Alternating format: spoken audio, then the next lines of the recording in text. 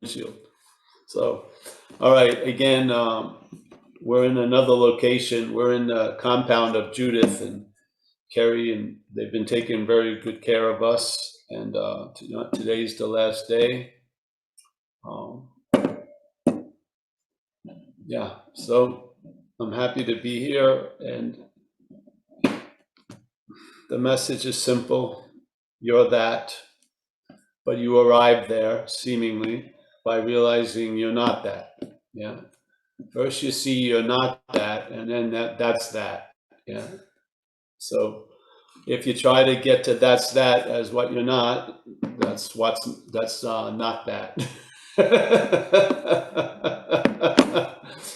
The confusion is helpful because you really can help tie the mental logic into knots. Yeah.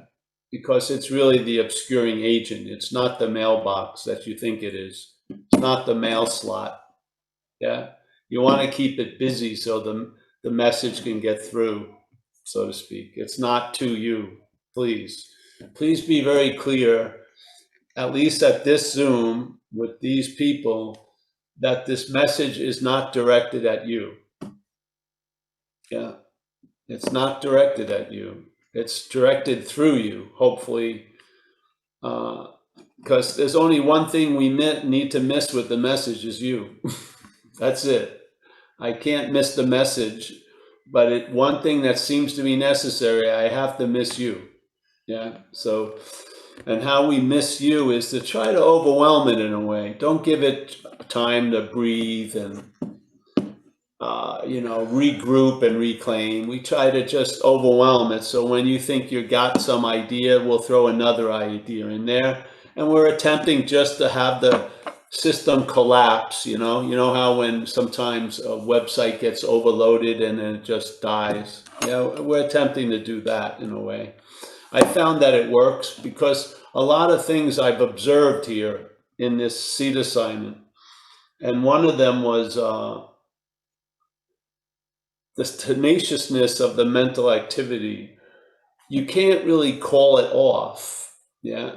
It's not like when someone sees that it's judging to say, all right, I'm going to set out a course not to judge. That doesn't work. Yeah. You just see you're not that which is judging, or you're not with that which is judging that you're judging. Yeah. You just keep bringing it back, not forward. Yes. And it's sort of like taking the rug from underneath it, because its assumption is faulty. It acts as if it's on sound ground, but it doesn't. It's not on sound ground. You can pull, or the rug can be pulled out from underneath it. Yes. And then you see clearly. And that seeing clearly is far more important than hearing a lot of stuff. It is. Yeah. It's more is not necessarily better. There's a point where you trying to get it becomes a disservice. Yeah. I'm telling you humbly, and as someone who cares about you, I don't know, different levels, I guess, based on the square. You're not going to get it. Yeah. You're not going to get it. You're not going to grow into it. You're not going to get it. And it should be like hallelujah, because in fact, if you could get it, you could lose it. Yeah. It's just that simple. If you could achieve it, you could unachieve it. Yeah. If you could have it, you can lose it. If you don't get it, you never lose it. Yeah. It's so beautiful because it bypasses the sense of that craving, that grabbing, that wanting. Yeah. And it's just peacefully there. Yeah. It's not in a rush. It's not moved by time. It's not trying to hurry anything up. It just is. And if you ever get on a train of thought, when you get off, it's like you never left. Yeah. That whole train of thought, it seemed like it was building so much momentum. But when you have the sense of being off, it was like suddenly stopped. Yeah. That couldn't be physically possible. If something had so much momentum, it would have had to slow down and come to a halt, but it stops like that, because you and I are it. Yeah? You and I are it, like it or not. It doesn't matter. You can dream to be awake, but you're doing it awake. You're awake. It's in our essential nature.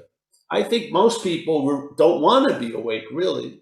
Yeah, they like to be awake as they picture it, but they're awake now and they don't seem to like it. Yeah, they like to be, they want to be absorbed by things, distracted, stay involved, read shit that means nothing just to read. It seemed more like people would rather not be awake. Yeah, in a sense. But thank God, that which does not want to be awake at least knows there's an awakeness. We're walking around thinking we're completely asleep, and it's not true. Yeah, we're awake.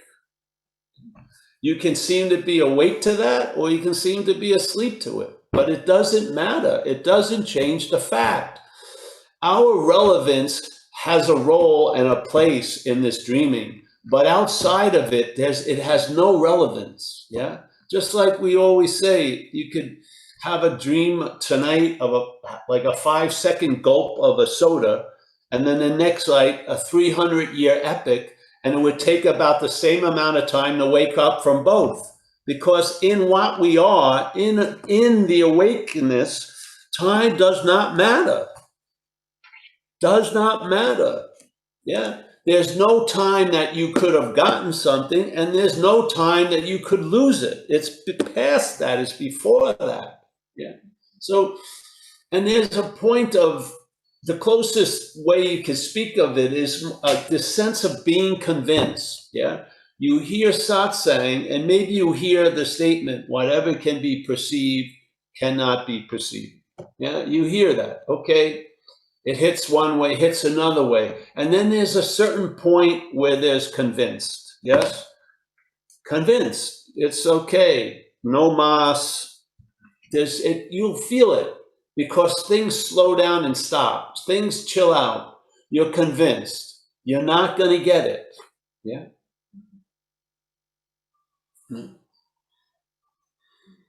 It's not an experience. It's not. It's not something that features you. It doesn't. Yeah. It's not going on for you, and it's not waiting for you to go on. It just is. We can do all these mental little dances around it, but they don't really mean anything unless there's a belief in them. And that belief can only withstand itself for a matter of time. It always ends. Yes. It always ends because it has a beginning. We're talking about a state that no one could measure. I don't know where it started or where it ends. I imagine that it doesn't start or end by realizing I don't know where it starts and I can't see where it ends. Yeah. But I can hear a description of what I'm not and be convinced I'm not that. When I keep hearing descriptions of what I am, the only way I'm hearing that is what I'm not. What I'm not arises and claims to be the hearer of the message of what I am. That's why it's not going anywhere. It's just reinforcing the what you're not. We're switching it around. Let's talk about what we're not. Yeah, let's talk about selfing. Yeah. Let's talk about activities that are implying something. Why? Because you are what you're looking for. So why would you waste looking to look for what's looking? Let's apply it to what's not. Yeah. Let's see the mental activities and come to a conclusion and come to a point of being convinced you are not of the mental activities. Yeah. When the mental state goes this way, doesn't mean you went with it. It doesn't. We just talk as if we went with it, but where could anywhere or everywhere go? It's always in everywhere. Every movement. Oh, I went down the rabbit hole. No, you didn't. There was a story about going down the rabbit hole. The rabbit hole is in everywhere. You never leave everywhere. You're not in a special somewhere that can get pulled into another special somewhere. It's mental. It's a mental story that keeps just fucking unloading and reloading and reinforcing. And in a way, we get lazy. We get lazy. We just listen to the language. It's constantly implying I have tons of to do, you know, I have a lot to do with a lot of shit that I have nothing to do with. And we just go along with the trance, so to speak. Yeah, because we don't have any touchstone. We don't have any touchstone. We're just winging it. We think some person with long hair and a good complexion and blue eyes and who doesn't blink much is spiritual. I mean, Jesus Christ. It could be, but that's not what the 35 stamps of Buddhism that he was, you know, in GQ at the time. Yeah. There's so this is such a simple message. There's something there. It can either go, it's going to look at something. Yeah. It's going to either look for what it is, which is going to fail because it is what's looking, or it can look for what it's not, which I think is going to be quite valuable. Because when you see what you're not, it truly, when you see what you're not from what you are, it reinforces what you are in a way in this place. What you are needs no reinforcement, but in this place, some emphasis goes there instead of constantly going to what you're not, yeah? Because when you start at what you're not and you want to know God, the spotlight is on what you're not every step of the way. It's all about you wanting to know God. That's not knowing God. Ramana said to know God is to be God. Yeah? But in this case, it's not to know it. We want to know God as Paul. Yeah? We want to jump, that's the secondary step, which is being God. We don't want that, but we want to know God so that maybe it will give us as Paul an advantage. That's not it. He says, know God, be God. There's no space between it. So how do you arrive at knowing God is seeing what's playing God. Yeah? And you see what's playing God with God's eyes. And you recognize, I'm not that. Yeah? You don't have to recognize what you are. You're it. You have to recognize what you're not in this place. Because this is a dualistic presentation. There's subjectness that's taken to be an attribute of an object by the mental state. It's the epitome of duality. And what non-duality is negating is just that. Yeah? The subjectivity is not an attribute of an object.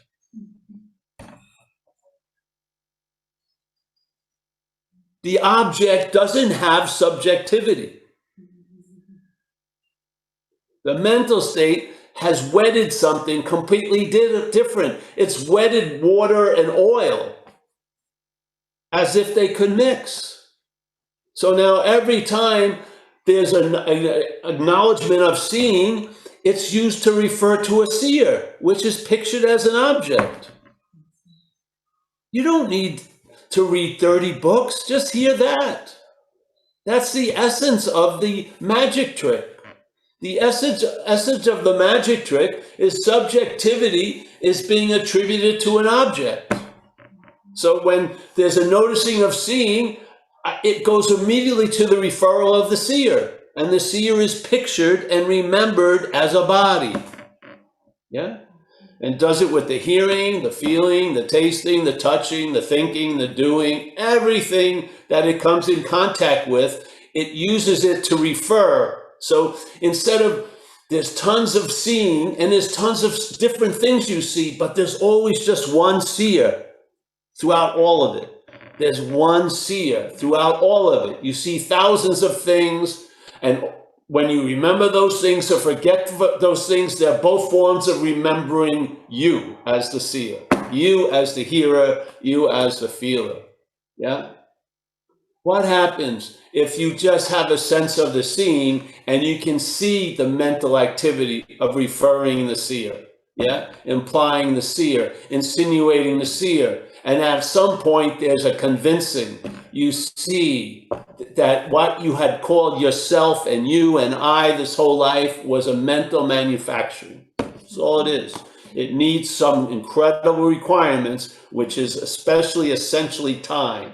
Yeah, because the mental state is a process. A process needs time. The mental state meets timelessness, the seeing, hearing, feeling, tasting, touching, and then it claims it and then turns it into a noun through time.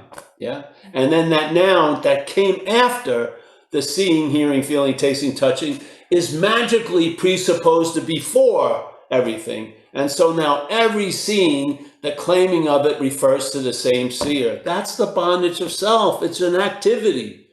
It's not like a tattoo you got in 1983. It's an activity. The ink is constantly being laid, but it never sinks in. It's just the way you look at it. You think you see the tattoo, but there's no tattoo. There's tattooing. Yes? We jump to the conclusion of a tattoo, and then you're seemingly stuck with it for 50, 60, 70 years.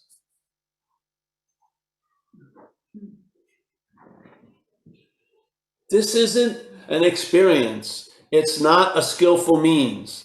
It's a presentation, yes, of a premise that being ourselves reality, yeah, what's looking is what you're looking for. The seeker is the sought.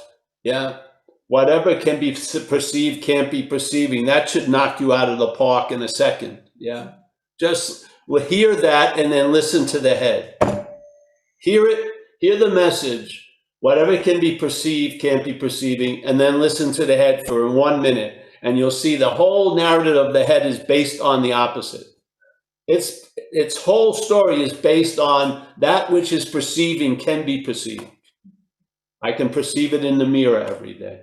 That Paul is what's perceiving. That's not true. Yeah. It can seem to be true, but it's not true. Yeah. And there's a difference when you believe something is true when it ain't, and when you know something is true and it is. There's a lot more oomph in knowing something that is true and it is true. Yeah. It's a very, very potent combination, because we're making shit out of nothing all day, aren't we? We're making shit out of nothing all day. Can you imagine if that quality was put on something, or actually truly nothing? How much could be made out of that? Yeah. We can make mountains out of molehills. Couldn't you imagine what we could make out of a mountain? We could make incredible. Yeah. And then that mystical, whimsical, impossible to grab and chase stabilization would occur. You would be rooted in what's a so. You'd be rooted in what's so. And when all the storms of what's not so batter the ship and shit, and the winds tell you you're going to sink at any minute, you have an assurance that's not found through the interpretation or the perceptions. You know something. You're convinced of something. You're convinced of something. Yeah. And I got convinced of something by the message of what I'm not. I never got convinced by constantly hearing all I am is this, because it seemed so insane, because my day didn't seem like that. Yeah. My day seemed like I was the antithesis of all that. Yeah. But in this case, I'm not wasting any more time listening to a description of what I am, and I'm listening to a description of what I'm not, and it sounds fucking familiar. Yeah. And it starts triggering things. Yeah. And then it's sort of like an avalanche starts to happen, and more gets revealed, and there's a momentum in time. Yeah. And maybe just one night you'll hear, you can't use the Buddha to seek the Buddha, and then you'll hear it another night completely differently. Yeah. And then one day, hopefully, there'll be a being convinced. Yes. And then all this shit is just music to the ears. Yeah. And it's a lovely song because you know all the words by heart. You know what they're trying to say. You do. You feel, you have a sense of it. So, I am so sure, and I could be wrong at any second, but every time I'm talking, I feel such a certainty, because I witnessed those avalanches. I got caught by them. when they told me, the teacher was saying, I'm like a man standing by the river selling water, that hit me very powerfully, because I felt like, yeah, I'm as wet as hell, and yet I'm still begging for water. What the fuck's up? How could that, and yet one be so experienced? I was experiencing like I was dry and I needed water, yet I'm a man buying water actually in the river. Yeah, it made no fun. So what the hell? What's causing something that's wet to believe that it's dry? To me, that's more important than having people constantly tell me I'm completely wet, I'm completely wet. I'm not getting it, because my experience is I feel fucking dry. So when I was finally, someone talked to me about, hey, have you ever checked out, are you dry? Yeah. And then when I looked, I was dry. I'm gonna be dry. It's my destiny to be dry, but I sure don't fucking believe it anymore.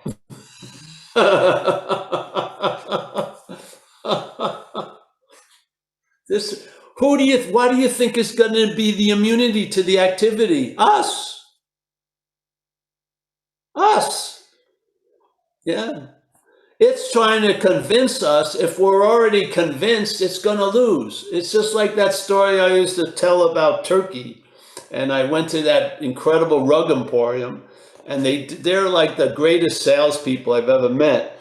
And they were presenting these rugs so beautifully, but all the while I knew I did not have a place to live. I didn't have a floor, Floor, that I could put a rug on. So I could have stayed there for 20 years. I wasn't going to buy a rug because I knew. And so when they even said, well, we'll fold it up in such a way you can put it in your backpack, it was very clear to me a rug doesn't look good in a backpack. Why the fuck am I going to put a rug in a backpack? Yeah. Yeah, and they could have browbeat me and said, you're going to miss not having this rug. Okay, I may, but I'm not buying one because I don't have a flaw. That's simple. You see, to me, to say I'm going to gird my loins and I'm just going to take every advertising, I'm not going to buy a fucking thing. Good luck. You're going to buy hook, line, and sinker shit. But when you're convinced of something, you have an immunity to something else, yes? When you're convinced of something, there's an immunity towards other activities, yeah? When you're wet and you're aware that you're wet, you're not going to get what promotes the product of wetness, that you're dry. You're not going to buy it, yeah? People can say, well, I'm dry. Good, great. I don't care. But you're gonna be dry if you don't get this. Okay, we'll see. Yeah, you've been dry a long time. Maybe, but so you're gonna buy the water, right? No, I'm not. I'm not gonna buy the water because I know I'm wet. Not knowing with thought, knowing. Yeah, the knowing, that's the being of God. That knowing. I think the only knowing that can be convinced is the being of God, and we are that. Yeah. We are reality. And when reality puts its foot down, all the illusionary qualities of things change, because no illusion could fool reality unless reality wanted to be fooled by it. None. And when you lose that interest in being fooled, yeah, you have an immunity. Yeah. You don't swallow the fucking shit. Yeah. And being convinced usually doesn't lead to being unconvinced, because it has nothing to do with thought. Has nothing to do with getting it. It's nothing to do with acquiring it. You arrive there. Just like in recovery, we talk about being placed in a position of neutrality. You are placed in a position of being convinced. Yeah. There's been enough evidence. Has been expressed. It's been applied, and there's a conclusion that has arisen, which is, I'm not that. Yeah. It's just that simple. Yeah. And We've been just doing the same message. You know, people who know me from a long time ago, like Susanna's here, nothing's changed. We're saying the same shit we've been saying for years, because on the level of being convinced, that puts an end to stuff. It does. Yeah. When you're convinced that this is the solution, you're not available to acquiring new solutions. Yeah. The solution is in and of itself the last answer. Yeah. The last answer. And the quality of the last answer is it takes away any need or supposed need for any new answer. It's an answer in this one topic about who am I, or this or that. It puts an end to it all. Yeah. And then you can get on with your Wednesday. Yeah. Really. So I'm happy to be in Hawaii. I'll be happy to be home tomorrow.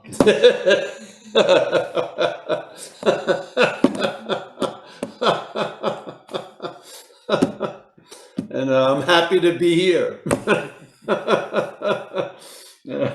And I'm happy I could share this with you. Yeah, it's not mine, so please don't miss the message by concentrating on the messenger. Please, the message is an echo we all are in. Yeah, some of us just need to hear it in a certain way to have a I don't like a remember or a reminder, because how can you be reminded of something that never left? How can you remember something that's never gone? Yeah, it's always here. So yeah, happy to see everyone. And Mike, if you want to open up the... Okay.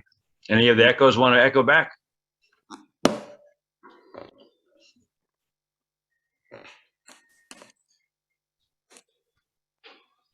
David. Hi, thanks, Mike. Thanks, Paul. Thank you guys for being here. So it's interesting on the level of the action figure. You know, you've said often, like, this message isn't to you, it's through you. Yeah. Trying to go through the mail slot. And you've said many times it's obvious that, like, the mental logic, it neuters any message it gets a hold of, right? So, like, from a certain perspective at that point, on the action figure level, there's a kind of only surrender, right? Because that's like a tongue twister to it. You know, you've said it confuses it, right? You're trying to overwhelm it, and it's not about it getting it or making sense. And from that perspective, as a supposed it, there's no more moves on the chessboard in a way, right? I mean, it's shown its place. It doesn't find its place. It's shown its place. Yeah. It's been sitting in the throne. It just gets up. It goes over somewhere else. Yeah. Interesting. Yeah. But in terms of practices and things, like, you know, I haven't been... The mental activity is a usurper. It has a fraudulent claim to the crown.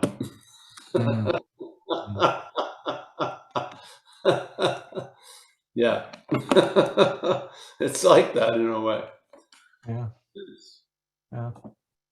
So yeah, I don't know if that was a question or more of a comment. It just seems like, yeah.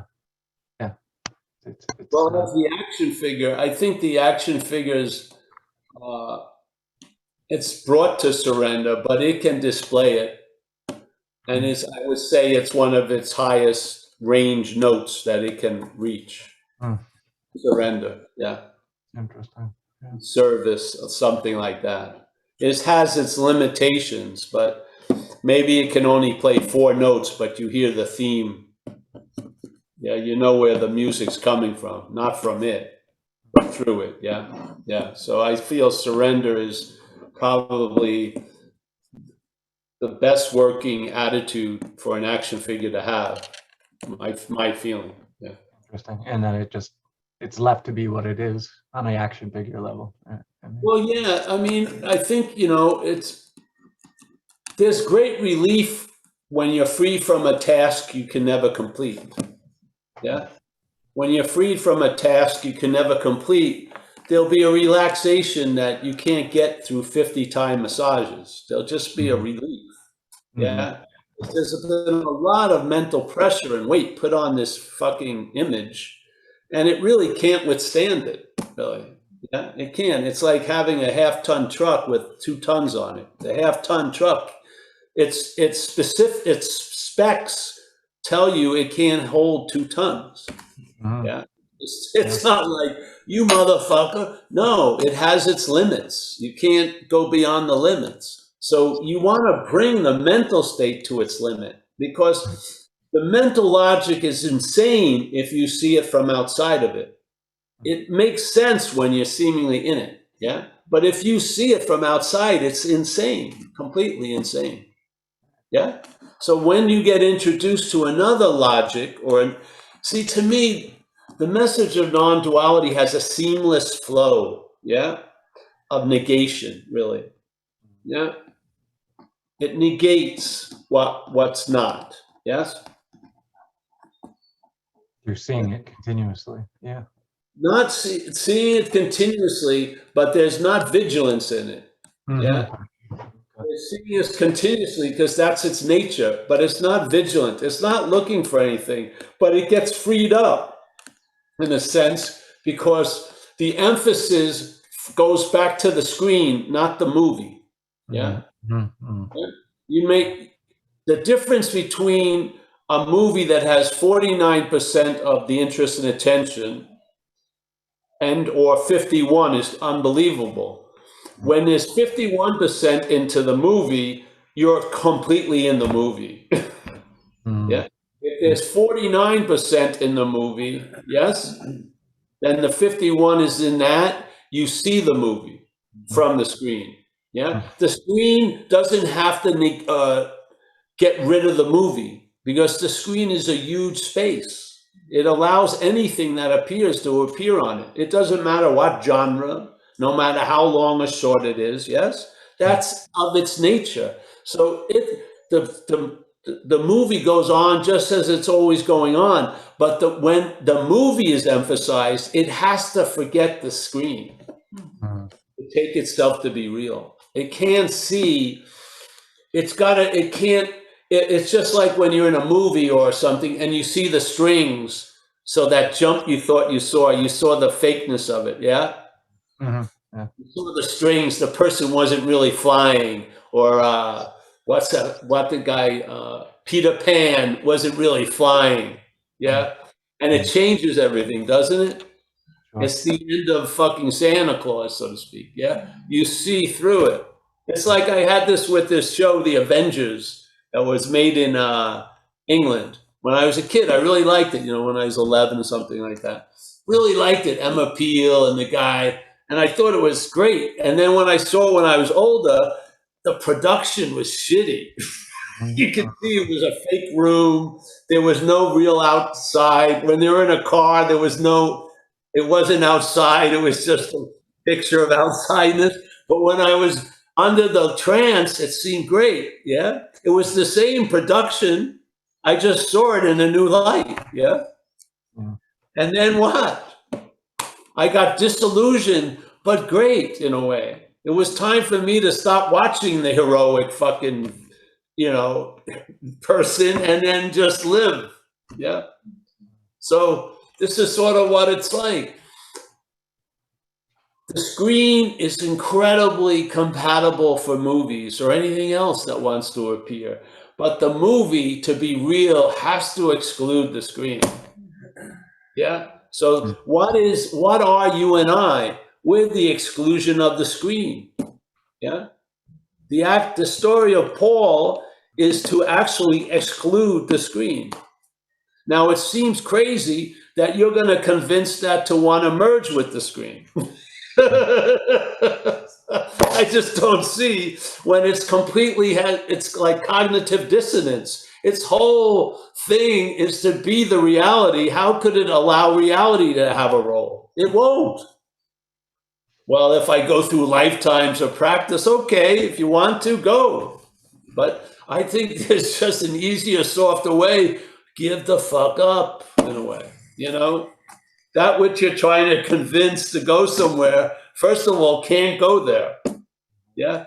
It can't arrive where it is.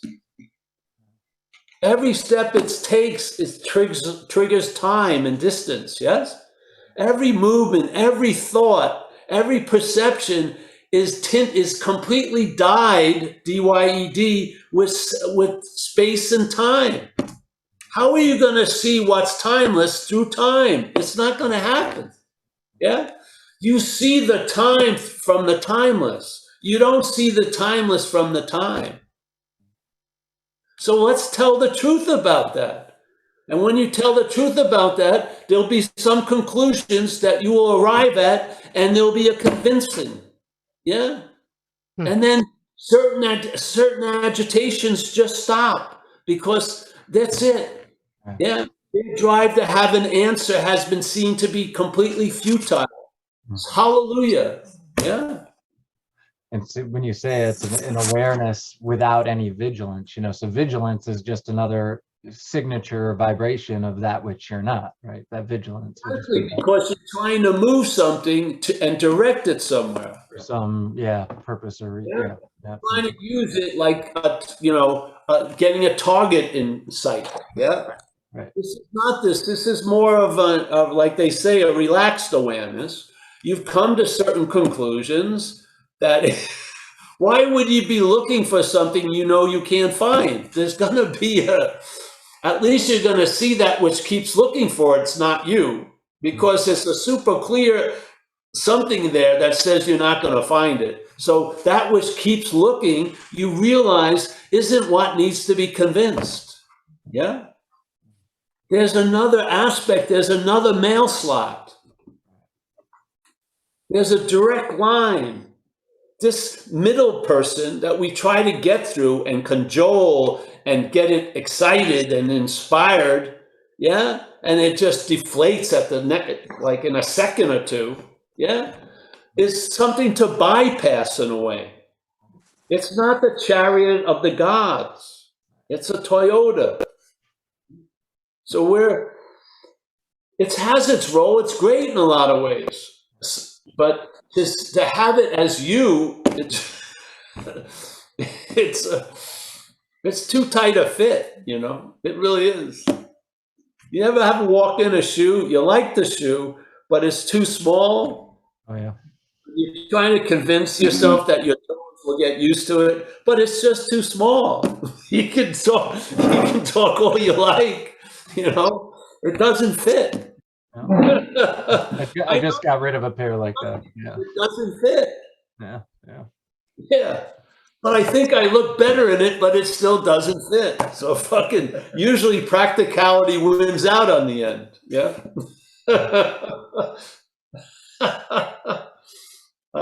So yes, Dave, nice to see you, Dave. It's great to see you too. Hope you guys had fun the last couple of days there. Yeah.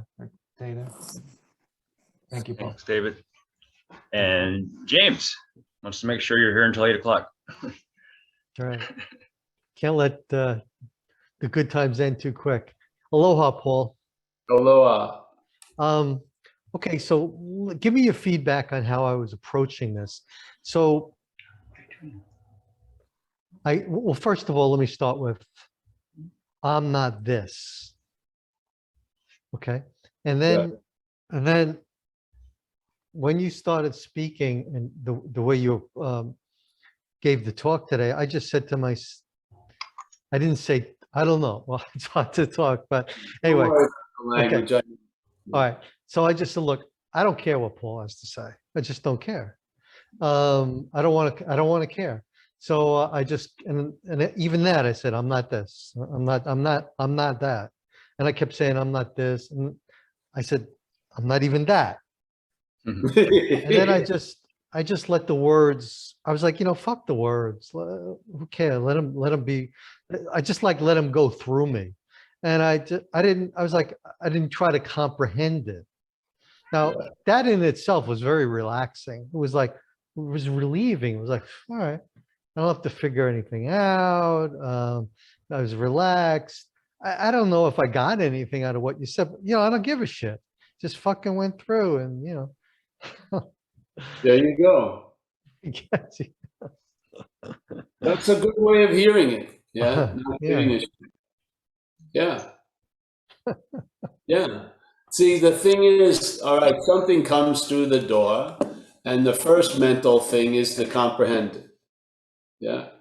First, the second mental thing is to put it in its own language, which is the neutering effect. Yes. And then it may have a feeling that feels good, and so then it will claim that feeling, say, I got it. I got something. Yes. And yet every step of the way, all that was a reinforcement of the doer, the thinker, the feeler, right? The haver. Yeah. Now, hopefully at these talks, we went through a big phase with the talks about the thief and the policeman and stuff. So the thief and the policeman have different narratives. Yes. The policeman usually has some kind of perfection that you're never gonna, a perfection standard that you're never gonna meet. So you've already lost in the whole thing. And it's but different, and sometimes people much rather go back to the thief than to live the narrative of the policeman. It's worse in a way. That's used to happen with me. When I would go into spirituality, as soon as I met a topic, tons of ideas about it showed up. That I had never met the topic in the life I was in, but I had thousands of ideas about everything. How this guru should be, how I should be, how they should be, how this, yes? And then it got to such a point, I wanted to leave the guru, but he was also presented as the Lord of the universe, and I was stuck with this mental logic, who the hell leaves the Lord of the universe?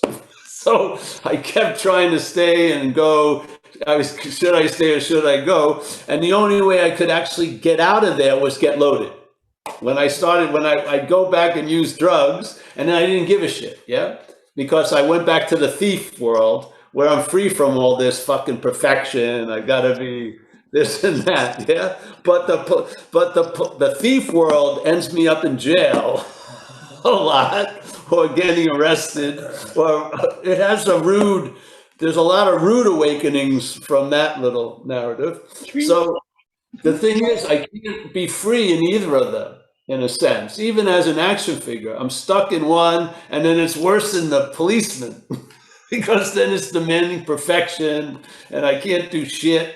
I gotta, I've got to be as perfect as I can, which is worse, So the point is, when I heard that there was two things you're not, in a way, two narratives, not just one, I didn't know. It was like, let's make a deal, but with only two doors. It was great when they surprised me with the third door.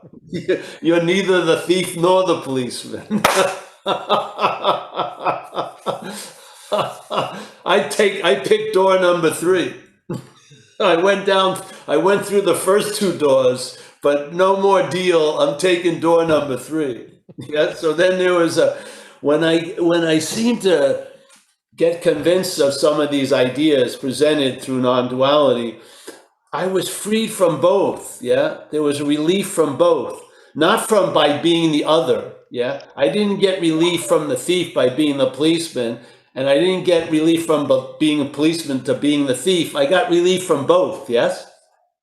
And then I didn't care if there was anyone who was getting the relief. The relief was much more important than any ownership of it, yes? So I was relieved of the policeman and the thief, where before I was trying to get relieved of one, but as the other, yeah? And it would always bring me back to the other that I first wanted to get out of, yeah? Because I found the solution was worse than the problem. But the solution isn't in either or. It's not duality.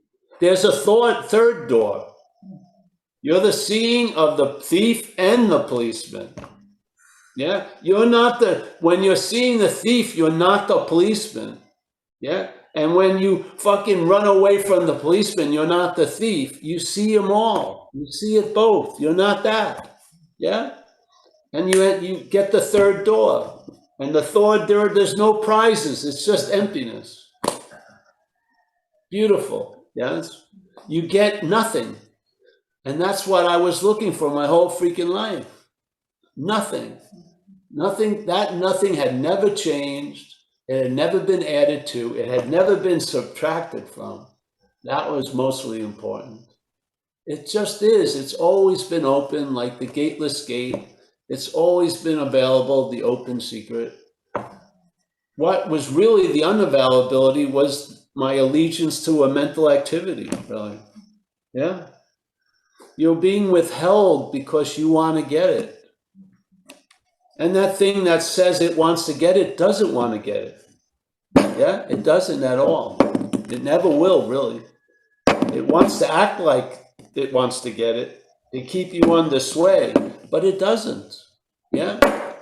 It's very clear there's no getting it. It has a sense of its absence. It does. And it's scared shit. That's why it's usually in a state of anxiety, because it's wondering when the hell you're going to fucking finally see it.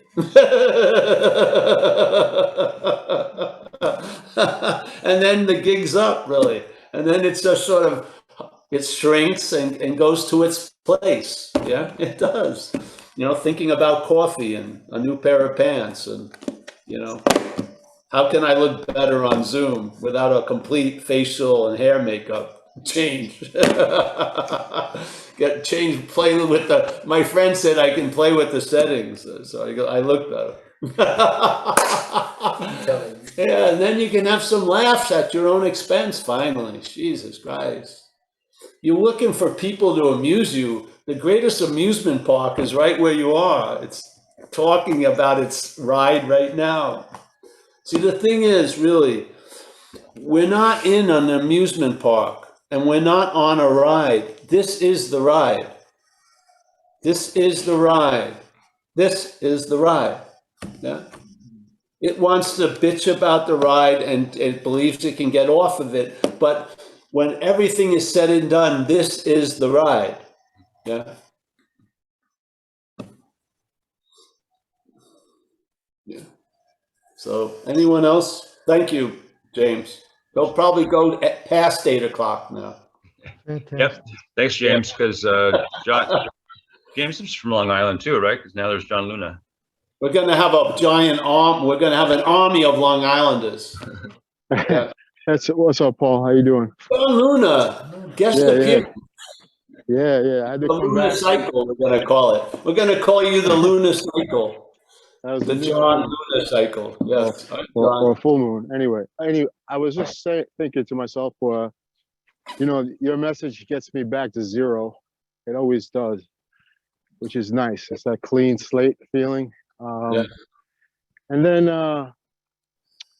there's a sense, you know, if something is remembered, and that's really the key thing. It's not a striving. And then there's you know, then sometimes what happens is an appearance is like, oh, okay, you don't have to do anything. You can let go. There's like the thought that that's kind of like hard to do. Like somehow or another, I still have to hold on. But there's still something that sees that and knows it's false. It never quite retakes its seat.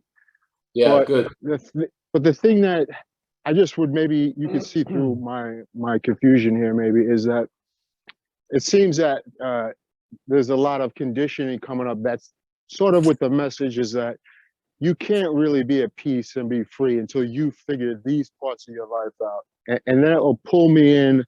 And it's not that I always hold on to not hold on to, but there's always a light, there's always an empty space in that. But I still feel well, this is where my confusion probably is. I'm suffering more than I need to in that area. You know what I mean? There's still like this sort of stickiness to the conditioning that's maybe pulling me back into the movie a little more than it needs to. And I just thought I'd ask you Yeah, about but I bet you, John, not looking at from where you are, but seeing it, that the time in the movie's down to under an hour, let's say, you know, as the imagery. Yeah. And you're more Yeah. and you're more on the screen and yeah, the screen to me, there's an assurance that you're not going to find in the movie. Yeah. There's a reliability you're not going to find in the movie. It can be expressed in the movie, but it comes from the screen, so to speak. And I feel like you're a lot more screen than movie. So there you go. I hope so. Thank you. And that helps a lot. One last question. Sometimes as I move it back into some clarity, some suffering is a quick reminder. I have a habit that comes up, which is just remembering, a remembering of what's experiencing. And it doesn't stay like that for long. I know that sounds a little dualistic, but eventually that just sort of becomes just like a blank slate also. But is that still too much efforting, or is that still like an artificiality? Why don't you answer that, John? Why don't you answer that? Is it too much efforting? I'm gonna say today, right now, I don't think so, because it just sort of it can happen naturally too. I don't know. Well, there you go. There you go. So, call up the policeman and relieve him of his beat for a while. Yeah. You see, He's going to get overtime paid. You're not going to pay him for overtime.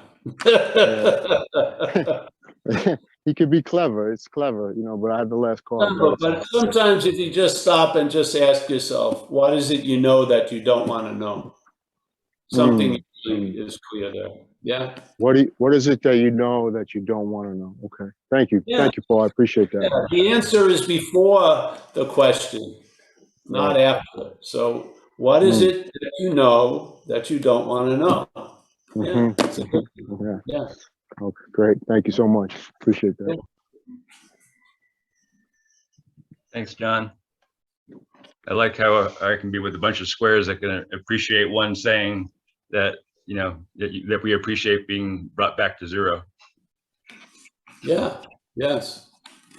Yeah. And then when you get brought back to zero, sooner or later it becomes obvious on having never left. Yeah. If, let's say, you keep getting brought back to zero, sooner or later, there's going to be the idea on having never left. Yeah. So the reality given to the idea that you left will be, I would say, shrunk by arriving all the time. Yeah. So every time you're brought back, there's a little more weight into on having never left. So after a while, there's no getting brought back on having never left. Yeah.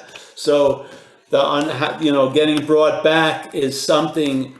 It's like dreaming yourself out of the dreaming, as the Course would say. So yeah, arriving has to do with time, yes, and it has to do with location.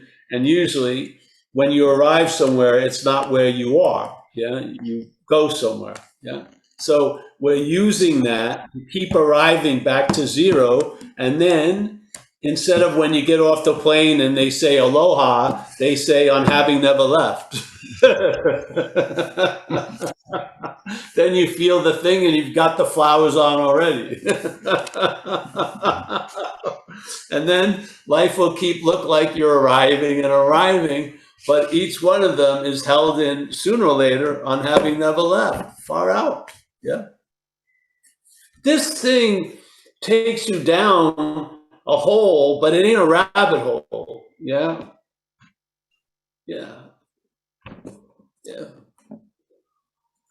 The darker it gets, the clearer it is, really, because the value of intellect and understanding and getting it and figuring it out dims greatly. And then there's a light, our light, as we are, not being funneled through understanding of shit, but just shining. Yeah, on having never left. Yeah. Then tasks aren't that, some people, their whole life is based on if I do this or I don't do that. You don't see it that way much anymore. Yeah. What happens if you went the wrong way? It leads to the right way. So was it that wrong? So yeah, it's like that old, remember the Chinese thing with the guy has the son, and the son, he has horses, and the son breaks his leg, and all the neighbors come and they're bemoaning and thinking the father doesn't have him working on the ranch anymore, that he's super bummed out. And the father goes, well, I don't know, you know. They say, oh, that was a terrible thing that's happened to your son, breaking his leg. Well, I don't know, you know, because he doesn't know. And then the Chinese army comes in and they're demanding every kid to go with them, but they don't take him because he has a broken leg. So now the neighbors go, wow, how fortunate it was. And the guy goes, I don't know, really. And then the next thing happens. So there's like a swing, yes? Yeah. So what looked like a bummer led to just like when I got run over, really, by the car. The extremeness of my condition had me flown into a teaching hospital, so I got the best care.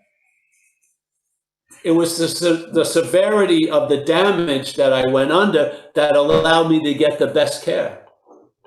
Right? So how can you say there's such a difference between one and the other? Yeah? That's for sure. Yeah. So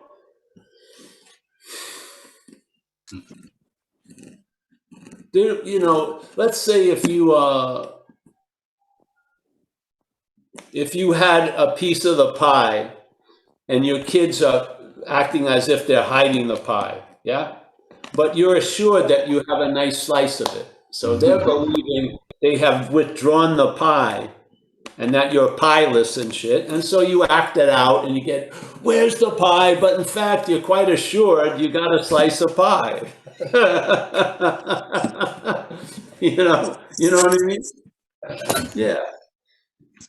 So let's say when someone's flipped out and they come and see you, while they're telling you about their flip out, you know they have a slice of pie. That's what I was just thinking, right? That you don't have to like prove it to them, but it's so yeah, it makes the biggest difference. Yeah. Yes, you just know they have a slice of pie. So, you know, when they tell me after 20 minutes, I go, yeah, you're fucked completely. But you have a slice of pie. Yeah. This is traveling lighter, yeah. Not as what you are, but as the action figure. But the travel lighting isn't generated by the action figure. It's expressed as the action figure. It doesn't come from the action figure. Thank God, yeah?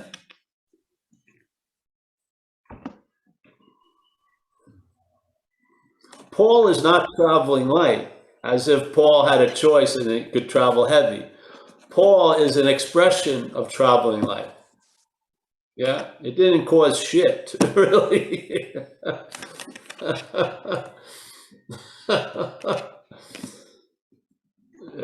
Yeah. You know, Mike, some people, when I was in early recovery, this 34 years ago, it was obvious after a while, quickly, that, you know, something came through me when I talked, yeah? And it seemed to be helpful to people.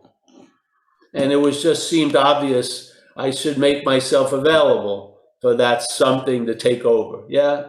At least when I was relating to alcoholics and addicts. Yes, it just seemed totally appropriate. There wasn't much questioning it.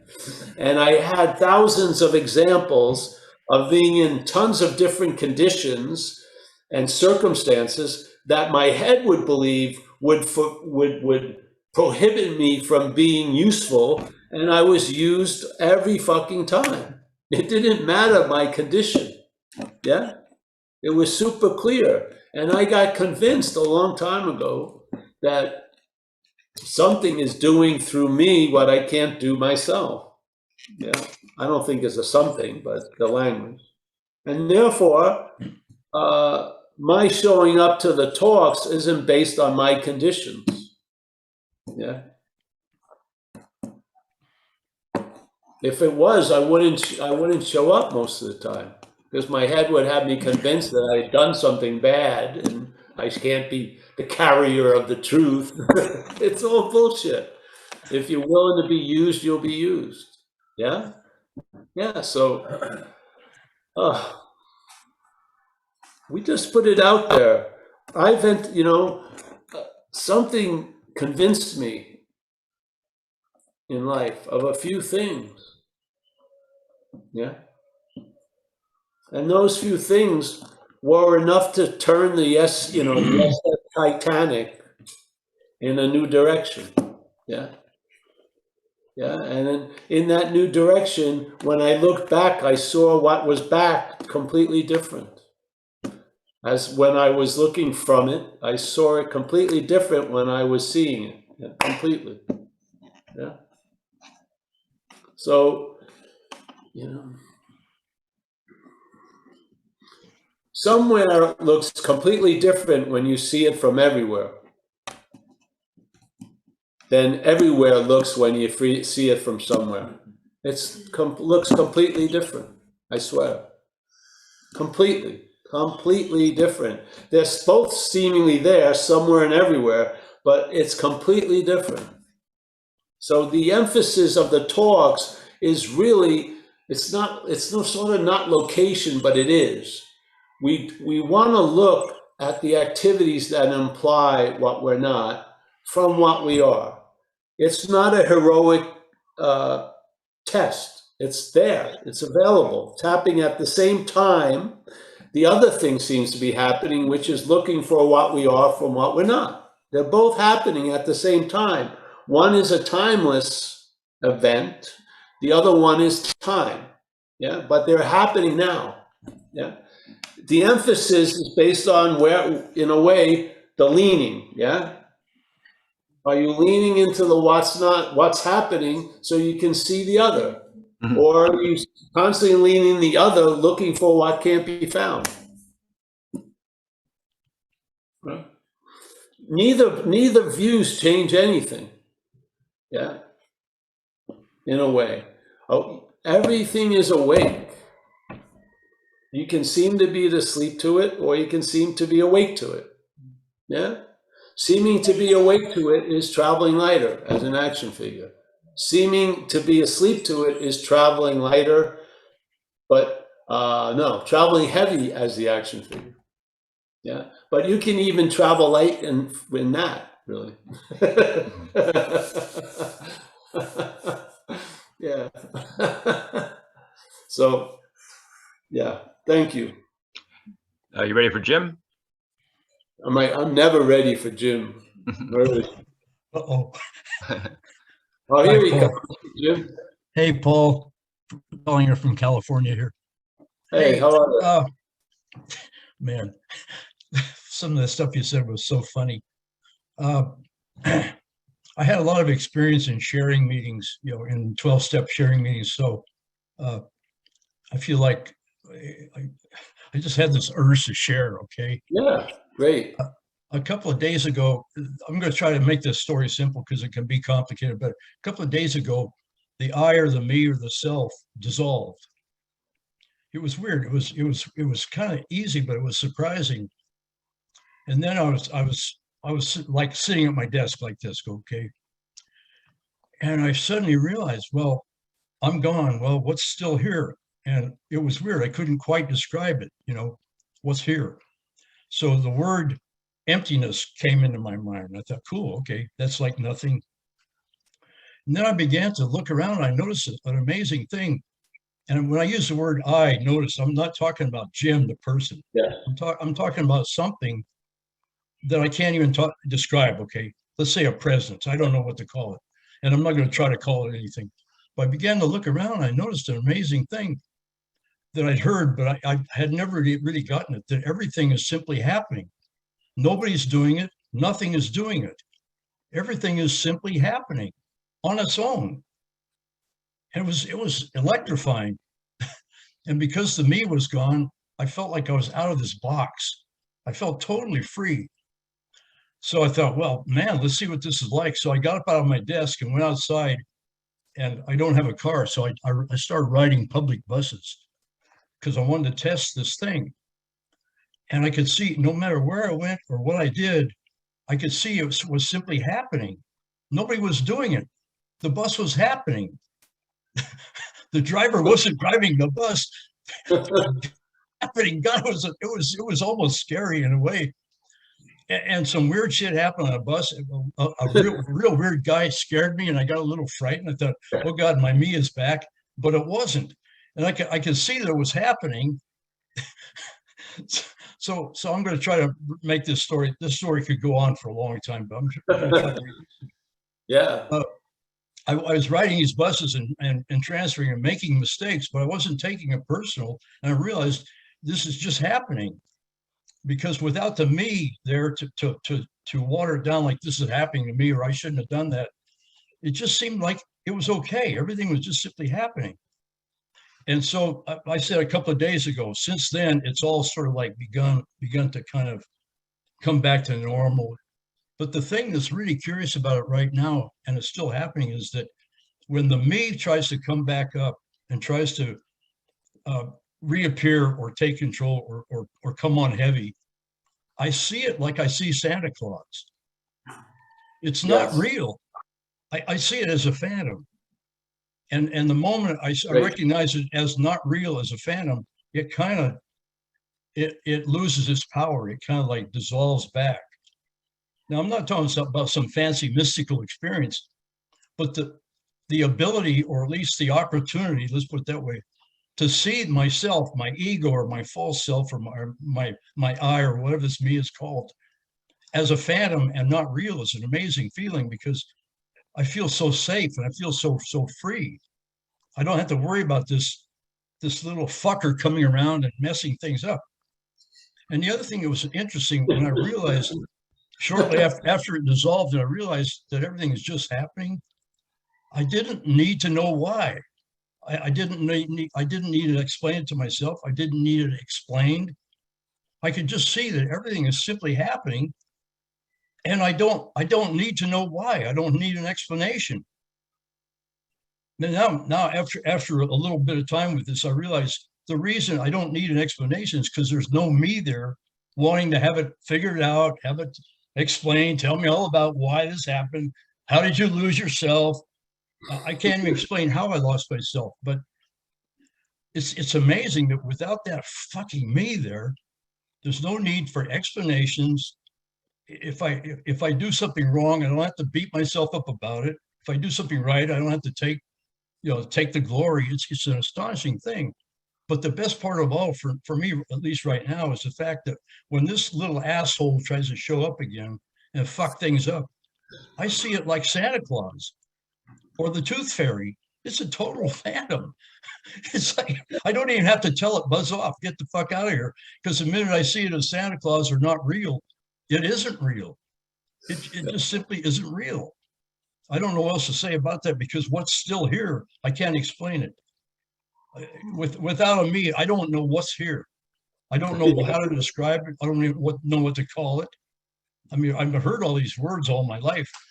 The real, the absolute, the self, the whatever. There's millions of words to describe this. God. I don't know what to call it, frankly, because when there's no me here, it's like there's nothing to talk about. There's nothing to describe. There's an action figure sitting here, but I don't know what it is. I honestly don't know what the fuck this is. I don't know what to call it. I've been told it's a jacket. It's weird shit. For me personally, the best thing about losing the me is to realize that fucker's been messing up my life, my whole life. And now, man, it's nice. It's nice to be rid of that little SOB, at least for a while. I don't know. It might take control tomorrow or the next day. But for now, what's amazing is when it shows up, it's like looking at Santa Claus. Yes. If Santa Claus walked in this room right now, I'd laugh my ass off at him, because I know it's some phony guy inside of a costume. It's not really Santa Claus. That's my share for the day. Okay, that's enough. I'm going to close up. I'm closing up shop on this. Hey Jim, thank you. I think we should end on that little riff. Yeah, Mike, is there anyone else, or we should end on that lovely note? Thank you, Jim. Thanks, Jim. No other hands. All right. So what time is it? Past 8 o'clock for James? 8:15. Oh, good. So I fulfilled all the requirements. Good. That's good. Let's say hello, goodbye. Yeah. People here are waiting for the dessert. Oh, let me insert. Please. Hold on a They're second. waiting for this. Ooh, What? yum. Just want to mention. What? I want to They're mention waiting that. for rice. What? Wait, did you finish saying what you wanted to say? I'm gonna just fine. Who? Don't project. Michael, what? I just wanted to mention that the last Saturday, the 26th, and the first Wednesday, the 1st, I won't be doing the hosting. So if anybody has any interest, to let us know. Oh yeah, please, because we'll be doing it live too at the place. Or Right, we'll on the do. We'll 26th. get someone there. We'll figure it out. So yeah, somebody can help from online though for the. All right. I also wanted to bring up the trip we're going to have.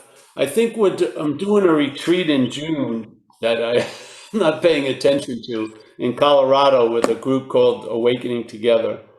I don't know where that is, but we'll start emphasizing it soon. But the retreat of the year is going to be in Italy in September. Yes, and it's on the website. We have to have a certain amount of people pledged to be going so that we can fulfill the contract. And it's just look at where it is. It's going to be a beautiful event. We'll be doing 2 talks a day and we'll be in Puglia, which is a province sort of like the heel of the boot of Italy. It's right on the Adriatic, beautiful, beautiful water. And we're going to be visiting the Florence of the South, Lecce, and just do a lot of nice things. So, yeah, hopefully you can sign up so that I can go to Italy in September. I have a vested interest in it. Yeah. All right. So let's say goodnight. So Mike, thank you again. I don't know how we're gonna do it without Mike living around me, man. But we're gonna figure out. You know the value of the presence when it becomes absent. Yeah. So yeah, it's gonna. There's concern and worry in the bones of Zen Bitch Lab. Because he does a lot of stuff for us. And I still will, yeah. So yeah, I still will. Thank you, Mike. Mhm. PK, nice to see you there. Yeah, nice to see you. Yeah, playing around with the cat. We got David S. from Melbourne. Nice to see you, Dave. Linda, yes, I think she's in Minneapolis. Yes, nice to see you, Linda. Robert, I think he's in New Zealand. Yeah, there he is. Yep. Anu is back home. She's been back for a little while. Nice to see you, Anu. William L., nice to see you, my friend, there. We got Gina. Gina, how are you, Gina? Yes, that's nice. Nice to see you. Lovely smiles. Kenneth from Vancouver.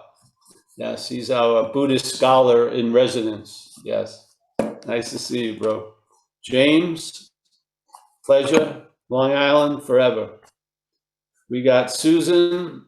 I think it's Susanna, but no, maybe Susan. We got That's who me. the hell is this? I can't That's see. Oh, Zlatko and Janine. Janine looks like she's under the northern lights there. Say hello to Z for us, Janine. We're coming home tomorrow night, so we'll see him on Friday. We got Vlad. Nice to see you, Vlad. I think he's in Russia. Yes. Nice to see you there. I just lost Vlad. Where did he go? Oh, there he is, over here. Nice to see you, Vlad. Yep. We have Johannes. Pleasure. Okay, there you go. Now David B, and Chris G. Chris is behind he's in front of the small door. Yes. We got Stefan on having never left. We have Tyler. Thank you, Tyler. We got Angie. Nice to see Angie. There she is. Yes, very nice. Thank you for showing up, coming. Tej, I hope I'll be seeing you soon over in Northern California. Yeah. See you soon. Yeah. Alan, nice to see you, Alan. Thank you for all your support, and just seeing you is a good That's a good sign. We got Clifford from Chiang Mai, Thailand. Yes. Hey, Paul. Hey, bro. We got John Luna. I'm happy that the Luna cycle brought John back for a while. Very nice. Yeah. We got John R. from Australia, and he withheld his Australian humor for an hour and a half. That was pretty good. We got Victoria. She just popped up. Nice to see you, Victoria, and having never left. We got Jim. There's Jim. He's running around like the emperor with no clothes. Hallelujah. Yeah, there he goes. We got Susanna W. Indigo, not Indigo, but you're there.